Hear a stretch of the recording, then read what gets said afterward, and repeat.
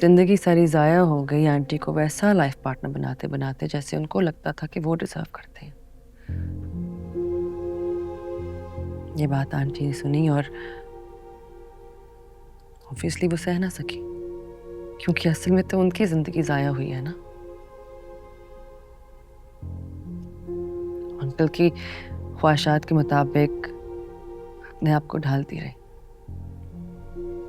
और आखिर में हाथ में कुछ भी नहीं आया।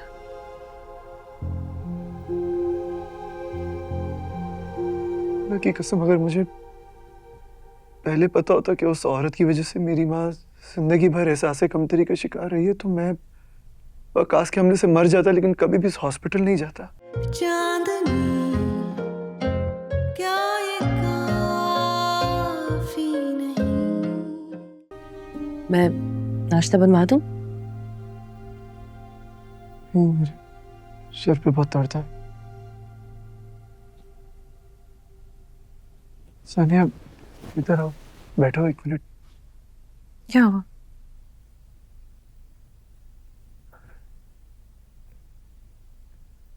मैंने मम्मा को तुम्हारी प्रेगनेंसी के बारे में बताया था तो वो बहुत खुश थी। उन्होंने मुझे समझाया कि औरत की पहली प्रेगनेंसी में उसका डरना बहुत नॉर्मल सी बात है। सॉरी, मैं तुम्हारे डर को तब समझ नहीं पाया। ऑल्सो आई थिंक तब शायद हमारी कॉल पे बात नहीं होनी चाहिए थी। It's okay. I'm gonna make sure कि तुम्हारा वो डर निकल जाए। थैंक्स। मैं मेडिसिन देती हूँ।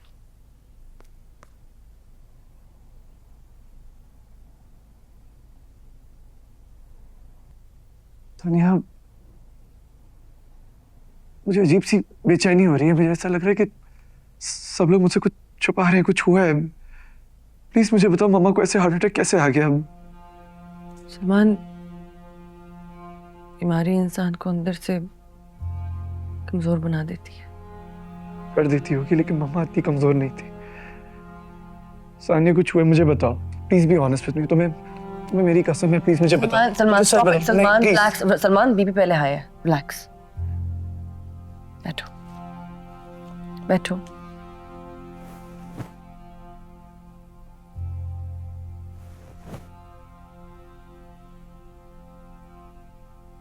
मैं बताती हूँ, लेकिन पहले प्रॉमिस करो कि तुम इमोशनल रिएक्शन नहीं दोगे कोई। नहीं दूंगा, प्रॉमिस नहीं दूंगा, जस्ट प्लीज।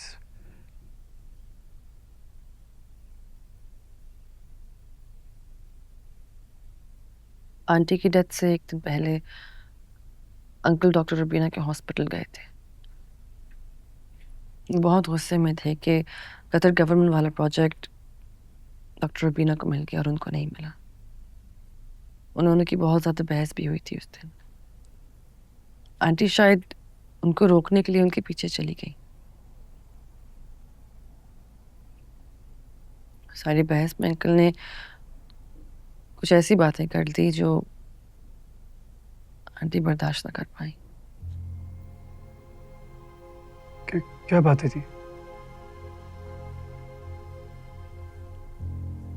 आंटी जब मुझे डॉक्टर रुबीना के हॉस्पिटल लेके गई थी तो उन्होंने मुझे बताया था कि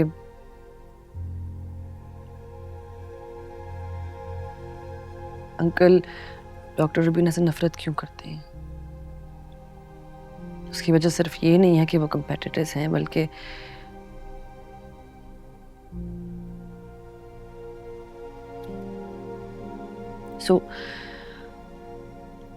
मेडिकल कॉलेज के ज़माने से अंकल और डॉक्टर रुबीना एक दूसरे को पसंद करते थे। डिग्री के बाद डॉक्टर रुबीना को स्पेशलाइजेशन के लिए बाहर जाना था, जिसकी वजह से उन्होंने अंकल का प्रपोजल रिजेक्ट कर दिया और अंकल ने ईगो में आके आंटी से शादी कर ली। लेकिन शायद इस बात का रिग्रेट उन्हें जिंदगी भर रहा। उन्होंने गुस्से में आके डॉक्टर रुबीना के सामने ऐसी सारी बातें कर दी कि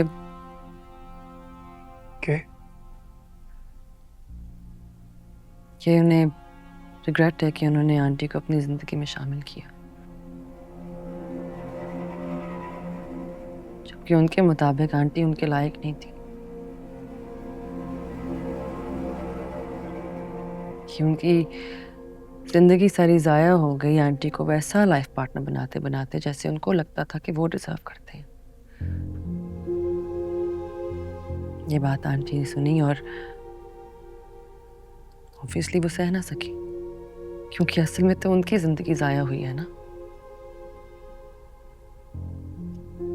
अंकल की ख्वाहिशात के मुताबिक अपने आप को ढालती रही और आखिर में हाथ में कुछ भी नहीं आया।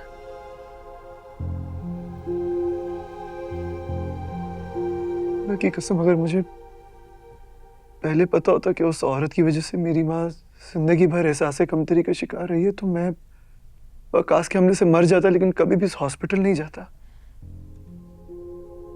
Salman, you're missing the point. It's not Dr. Rubina. It's Uncle. ज्यादती तो उन्होंने की है ना। ये भी तो उन्हीं की खातिर है ना। सलमान, मैटर ये नहीं करता कि 40 साल पहले किसका रिश्ता किसके साथ था। मैटर ये करता है कि आपने अपनी ईगो को सेटिस्फाई करने के लिए एक इंसान से शादी की, उसको अपने आइडियल के सांचे में ढालते रहे और मोहब्बत तक ना दे सके।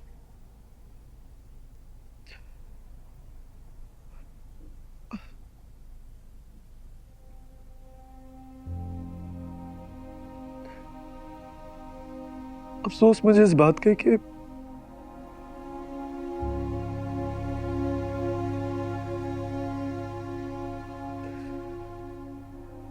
ने सब कुछ कैसे झेला होगा, कैसे इतनी तकलीफ सही होगी, कि उनका दिल पड़ गया होगा, वो जान से ही चली गई।